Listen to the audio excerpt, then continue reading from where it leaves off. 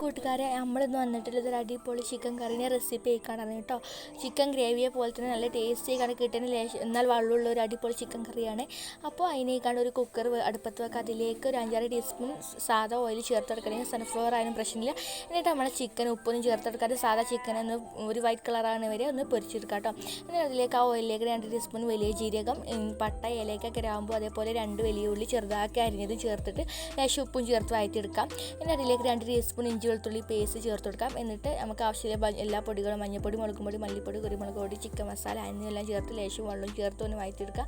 ഒന്ന് വഴറ്റി വരുമ്പോൾ അതിലേക്ക് തക്കാളിയും ചേർത്ത് വിസിൽ വെക്കാതെ ഒന്ന് വേവിച്ചെടുക്കാം.